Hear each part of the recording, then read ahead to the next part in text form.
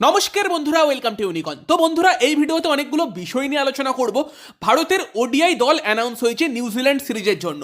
সেই দলে কারা কারা আছে, তো সেখান থেকে ভারতের বেস্ট প্লেইং 11 কি হতে পারে সেইটা নিয়ে একটু আলোচনা করব। তারই সঙ্গে সঙ্গে আজকে বিজয় হাজারের ট্রফিতে কি হলো, কে কেমন খেললো সেই সব নিয়েও আলোচনা করব। কলকাতা নাইট রাইডার্সের অনেকগুলো প্লেয়ার আজকে মাঠে নেমেছিল। হর্ষিত রানা, বরুণ চক্রবর্তী, সেই দুজনে প্রথমবারের জন্য আজকে বিজয় হাজারের ট্রফিতে মাঠে নামলো আর দুজনেই ফাটিয়ে দিল। সেই সব কিছু নিয়ে আলোচনা করব। জিতেশ শর্মা কত করলো সেটাও তোমাদেরকে জানাবো। ইন্টারেস্টিং ভিডিও হবে, লাস্ট অবধি দেখতে থাকো। আমাদের চ্যানেলে প্রথমবার এলে চ্যানেলটিকে সাবস্ক্রাইব করে তার পাশের বেল আইকনটাকে অন করে দিও। প্রথমে যদি আমরা আলোচনা করি ভারতের ওডিআই স্কোয়াড নিয়ে, সেই স্কোয়াডে কারা কারা সুযোগ পেয়েছে, সেখানে অবভিয়াসলি ক্যাপ্টেন শুভমান গিল আছে। তার পাশাপাশি কিন্তু আছে রোহিত শর্মা, বিরাট কোহলি, কেএল রাহুল, শ্রেয়াস আইয়ার। শ্রেয়াস আয়ারকে কিন্তু টিমে রাখা হয়েছে, যদিও তার নামের পাশে স্টার্ট দিয়ে লেখা আছে subject to fitness clearance, but then Shreyas কিন্তু ফিরছে, মানে অনেকটাই ফেরার মতো জায়গাতে চলে এসেছে। সেই জায়গাতে শ্রেয়াস এসে গেছে, তার সঙ্গে আছে রবীন্দ্র জাদেজা, ওয়াশিংটন সুন্দর, মোহাম্মদ সিরাজ। তো সিরাজ আবার এসেছে, সিরাজকে লাস্ট ওডিআই সিরিজে রেস্ট দেওয়া হয়েছিল। সিরাজ সবসময় ওডিআইয়ের প্ল্যানে আছে। তার সঙ্গে আছে হর্ষিত রানা, প্রসিদ্ধ কৃষ্ণ, কুলদীপ যাদব, ঋষভ পন্থ, নীতিশ কুমার রেড্ডি, অর্শদীপ সিং এবং যশস্বী জয়সওয়াল। এই স্কোয়াডটা সিলেক্ট হয়েছে এবং এখানে একটাই নাম মনে হতে পারে, ঋতুরাজ গায়কোয়াড। লাস্ট ওডিআই সিরিজে 17 রান এসেছিল, ভালো খেলেছিল। বাট দেন এগেন আমরা জানি যে শ্রেয়াস আইয়ারই কিন্তু ইন্ডিয়ান টিমের 4 নম্বর জায়গার জন্য মেন চয়েস। তার ইঞ্জুরি ছিল বলে সে এসেছিল। হ্যাঁ, হয়তো ঋতুরাজ স্কোয়াডে থাকতে পারতো, বাট কার জায়গাতে সেই প্রশ্নটাও উঠবে। জয়সওয়ালও ভালো করেছে, ব্যাকআপ ওপেনার।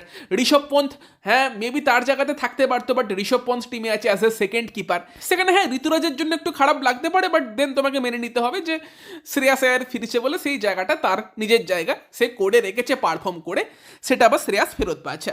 প্লেইং 11 কেমন হতে পারে, ডেফিনেটলি শুভমান গিল, রোহিত শর্মা ওপেন করবে, বিরাট কোহলি 3-এ খেলবে, শ্রেয়াস 4-এ, কেএল রাহুল 5-এ। এটাই হয়তো টপ 5 হবে। তবে দেন ওয়াশিংটন, জাদেজা, এটা একটু দুর্বল জায়গা, সেটার জন্যই হয়তো একটা লেফট হ্যান্ডার নিয়ে আসবে। হয়তো 5-এ ওয়াশিংটন খেলবে, 6-এ কেএল খেলবে, 7-এ জাদেজা। যদিও এই লোয়ার অর্ডারটা নিয়ে ওডিআইতে আমার কোশ্চেন আছে। রিঙ্কু সিং এর মতো প্লেয়ারও সুযোগ পেতে পারতো, এত ভালো করছে। একটু অফ স্পিন তো রিঙ্কুও করে দিতে পারে। তবে সেখানে 5-এ রিঙ্কু, 6-এ কেএল, 7-এ জাদেজা, সেটা তাও বেটার লাগতো, অনেকটা বেটার লাগতো। এমনিতেও সেকেন্ড বোলিং করলে ডিউ ফ্যাক্টরটা থাকে, সেখানে স্পিনাররা কত বেশি বল করতে পারবে সেই প্রশ্নও থাকবে। বাট সেখানে টিমের ওয়াশিংটনের উপরে ট্রাস্ট বেশি। দেন 8 নম্বরে অবভিয়াসলি হর্ষিত রানা খেলবে, যেখানে তারও কিছুটা ব্যাটিং এবিলিটি, ব্যাটিংটা লম্বা হবে। আর হর্ষিত তো ভালো করছেই, লাস্ট ইয়ার ওডিআইয়ের হায়েস্ট উইকেট টেকার ছিল। তারই সঙ্গে সঙ্গে বাকি 3 বোলার, মোহাম্মদ সিরাজ থাকবে, অর্শদীপ সিং থাকবে, কুলদীপ যাদব থাকবে।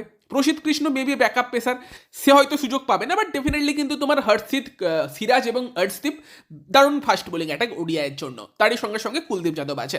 বাকি হার্দিক পান্ডিয়া, জসপ্রীত বুমরা, অক্ষর প্যাটেল, টি-20 ওয়ার্ল্ড কাপের আগে গুরুত্বপূর্ণ প্লেয়ারগুলো রেস্টে আছে। অক্ষরকে হয়তো টি-20 ওয়ার্ল্ড কাপের পরই আমরা ওডিআইতে আবার ফিরতে দেখবো। আর আমার মনে হচ্ছিল অর্শদীপ সিং বা হর্ষিত রানা, যারাও টি-20 বিশ্বকাপের স্কোয়াডে আছে, তাদেরকেও এই ওডিআই সিরিজে রেস্ট দিতে পারতো, বোলারদের ফ্রেশ রাখতে পারতো। টি-20 সিরিজটাই নিউজিল্যান্ডের এগেনস্টে খেলতো, দেন বিশ্বকাপে খেলতো, ঠিক আছে। বাট হর্ষিত বা অর্শদীপ কিন্তু ওডিআই সিরিজে আছে। এই গেল ইন্ডিয়ার ওডিআই স্কোয়াড বা লাইন আপ কেমন হতে পারে সেই নিয়ে আলোচনা। এবার যদি আমরা একটু আলোচনা করি যে বিজয় হাজারে ট্রফিতে আজকে কিরকম কার ম্যাচ গেছে। শুরুটা যদি আমরা করি বাংলার ম্যাচ দিয়ে, সেখানে বাংলা কিন্তু আবারও একটা জয় তুলেছে। বাংলা আজকে আসামের সঙ্গে খেলতে নেমেছিল। ফার্স্টে ব্যাট করতে গিয়ে বাংলা করে 302 রান, 7 উইকেট হারিয়ে। আসাম কিন্তু মাত্র 217 রানই করতে পেরেছে। বাংলার হয়ে অভিমন্যু ঈশ্বরন করে 102 রান, তারই সঙ্গে সঙ্গে শাহবাজ আহমেদের 57 বলে 66। লাস্টে কিন্তু আকাশদীপও ব্যাট হাতে 6 বলে 17 করে ভালো ফিনিশিং দেয়। বল হাতেও কিন্তু আজকে আকাশদীপ দারুণ করেছে। উইকেট হয়তো পায়নি, বাট সব থেকে ইকোনমিক্যাল বোলার ছিল। 8 ওভার বল করে 2টো মেডেন দেয়, মাত্র 22 রান দেয়। তার সঙ্গে সঙ্গে মোহাম্মদ সামি কিন্তু এই ম্যাচে 3টে উইকেট নিয়েছে। তো বাংলা কিন্তু একটা বড় জয় আসামের এগেনস্টেও তুলেছে। বাকি সার্ভিসেসের এগেনস্টে আজকে খেলতে নেমেছিল দিল্লি, যেখানে দিল্লির টিমে 3জন ক্যারেট প্লেয়ার ছিল, হর্ষিত রানা, সার্থক রঞ্জন এবং তেজস্বী ধাইয়া। এবং সার্ভিসেস কিন্তু ফার্স্টে ব্যাট করতে গিয়ে মাত্র 178 রানই করতে পারে, যেই রান 19 ওভার 4 বলে দিল্লি কিন্তু মাত্র 2 উইকেট হারিয়ে তুলে দেয়।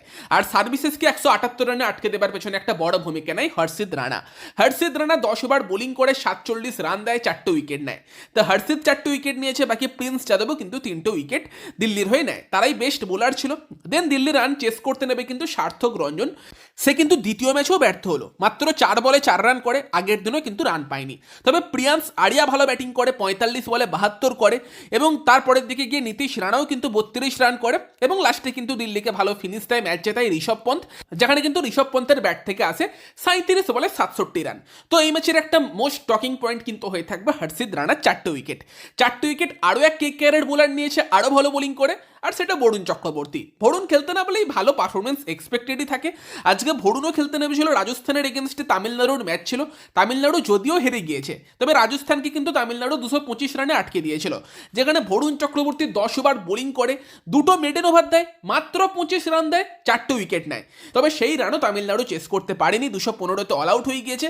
বরুণ ব্যাট হাতে 6 রান করে, তবে যেই সময় 190 রানে 8 উইকেট পড়ে গিয়েছিল তামিলনাড়ুর, সেই সময় কিন্তু একটা পার্টনারশিপ বিল্ড হয় বরুণ এবং ওয়াশিংটন সুন্দরের মধ্যে, সেখান থেকে 215 অব্দি নিয়ে যায়, দেন বরুণ আউট হয়।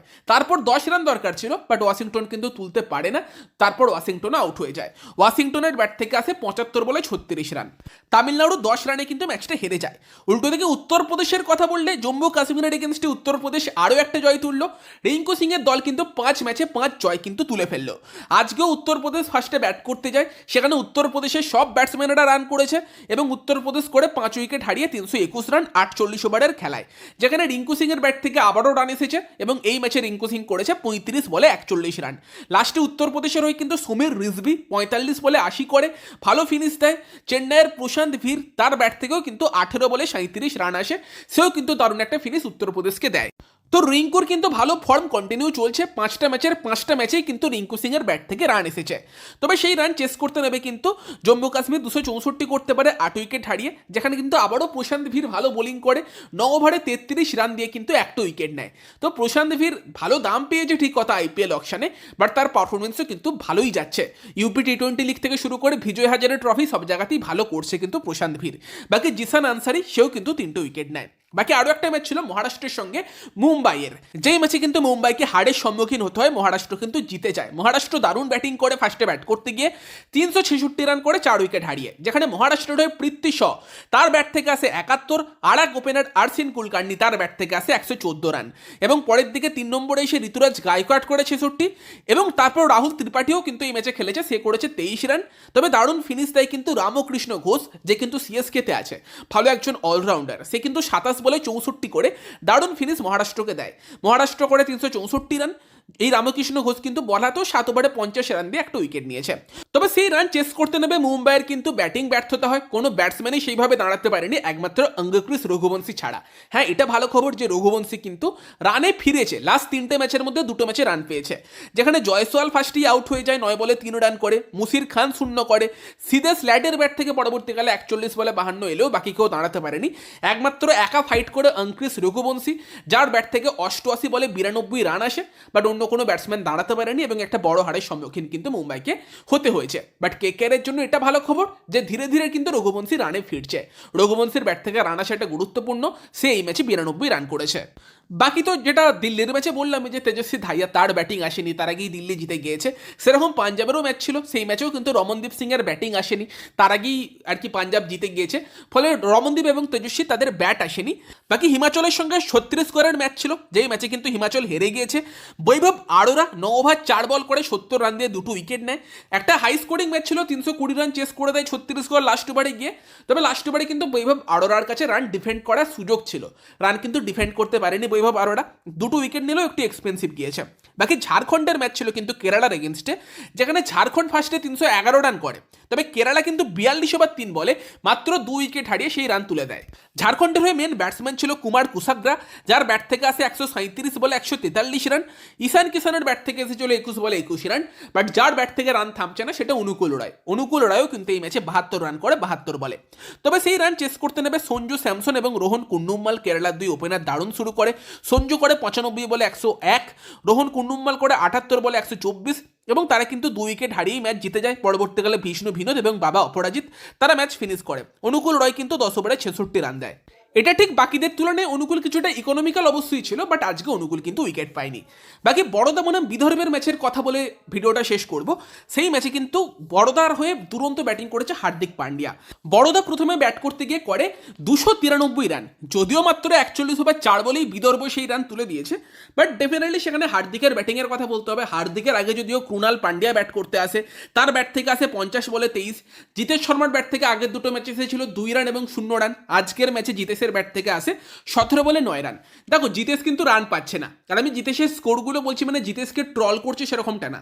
জিতেশকেও আমার পার্সোনালি খারাপ লাগে না, ভালোই লাগে, বাট এটা বলছে ওই কারণেই যেভাবে রিঙ্কু সুযোগ পাওয়ার পর দীনেশ কার্তিকের মতো প্লেয়ার রিয়াক্ট করেছিল সেটার জন্যই। জিতেশ হয়তো টি-20-র জন্য ভালো প্লেয়ার, বাট অতটা তাকে কিন্তু আমরা রেগুলারলি কনসিস্টেন্টলি রান করতে দেখি না যতটা রিঙ্কুকে করতে দেখি। সেই জন্য যদি কোনোদিন ইনিংস ধরার দরকার হয় সেটা হয়তো জিতেশ করতে পারবে না, বাট রিঙ্কু পারবে, এটাই আগের দিন বলেছিলাম এবং সেটা দেখতেই পাচ্ছ। রিঙ্কু প্রত্যেক ম্যাচে যেখানে রান করছে জিতেশের ব্যাট থেকে কিন্তু রান আসছে না। আলেকালে একটা বড় ইনিংস হয়তো আসতে পারে, বাট ডেফিনেটলি তার স্ট্রাগলটা কিন্তু দেখা যাচ্ছে। তবে তারপর আসে হার্দিক পান্ডিয়া, যার ব্যাট থেকে আসে 92 বলে 133 রান। হার্দিক তার ক্লাস কোয়ালিটি দেখায়, বল হাতেও 2 ওভার করে 15 রান দেয়, উইকেট পায়নি।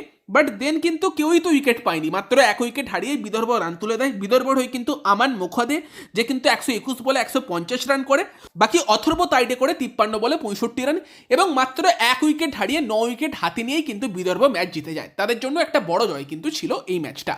তো বন্ধুরা, এই আপডেটগুলোই তোমাদেরকে এই ভিডিওতে দেবার ছিল, যেখানে অবভিয়াসলি ইন্ডিয়ার ওডিআই টিম সিলেকশন সঙ্গে বিজয় হাজারে ট্রফি, সেখানে কেকেআর প্লেয়ারদের পারফরমেন্স, সেগুলোই তোমাদেরকে জানালাম। ভিডিওটা ভালো লাগলে ভিডিওটাকে লাইক করে দিও, শেয়ার করে দিও।